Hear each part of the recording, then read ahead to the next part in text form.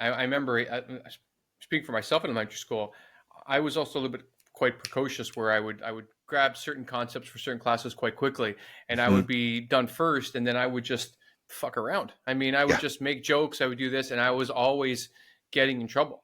And it Yeah. wasn't until years and years later that, and it was through some therapy, what I realized, like, you get in trouble, you get sent to the principal office, you get this identity of being a bad kid, Hmm. and the more you go to the principal's office, people think you're also the bad kid. Where Hmm. I realized that if I had someone to give me more work, or Hmm. to challenge me on, doing more things, all of those different friction points I had with authoritarian figures like, teachers and principals and vice principals and anyone, then Hmm. you wouldn't develop that concept of yourself. And I think boys struggle a lot more than girls do, because what's coming out now is school is a bit designed for girls. Girls mature a lot Absolutely. faster than boys, and so they take instruction better. They're doing their tests. They sit still. Yep. Where boys just have a lot of energy, and there's obviously a spectrum here.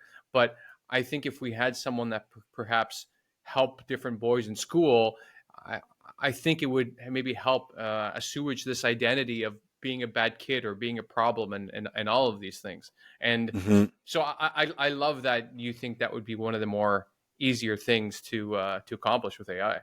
I do, and to your point, I think that's one of the most important things. I think we're seeing a real boy crisis, at least in the United States, and I think in other countries as well. Mm-hmm. And I think that's a big challenge that really hasn't been fully acknowledged in the education world, um, but is a major issue that needs to be addressed. At this point, I have two daughters. My oldest is a freshman in university this year, and her entering class, what was it, 64% female, 20, oh, this is embarrassing. Anyway, it was almost 2 to 1. I can't remember the numbers, but I think Right. it was like 67%. But anyways, it was almost 2 to 1 female to male.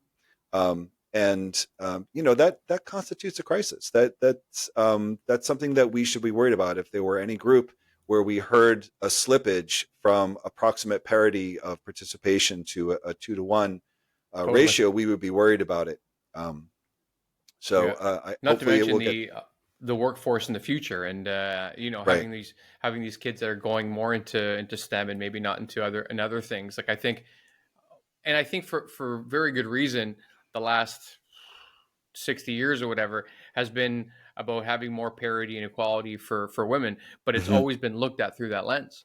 Hmm. Whereas if we look at from the boys' side, we're like, oh, this is also unequal.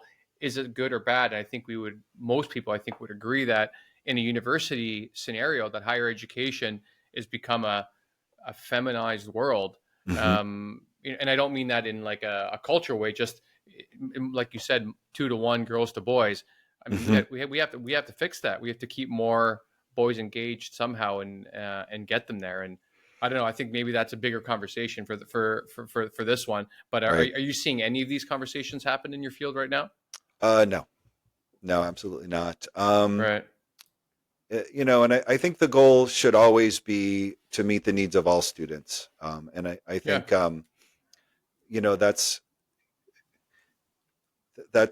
something that I think is why teachers go into the field. And, um, you get busy and you have more to do than you can possibly do. And you try to meet the needs of all of your students. And so in the moment, I think that teachers are looking to meet the needs of all of their students, boys, girls, all different groups that we want to break down because, in the classroom, you experience your students as people, and it's really impossible to spend time with a student day in and day out and not develop a bond with them. And so I think actual teachers in actual classrooms, I think, are engaging with boys as best they can. Yeah. Um, but institutionally, I think there are some challenges. And this is getting a bit off of a tangent, but I think there's not necessarily a problem with the way school is run. I think where we have the challenge is the way we put students in seats. I think that teachers and administrators have incredible creative capability that is not being tapped. I think we can come up with many, many different iterations of what school can look like. To your point, something that contains more activity, something that would allow students to get out of their seats, boys or girls, whoever happens to attend, as well as other models of school that are not currently on the table. I think the problem is that we try to perfect a model of school and have everybody go to it. And when the reality is that people are different.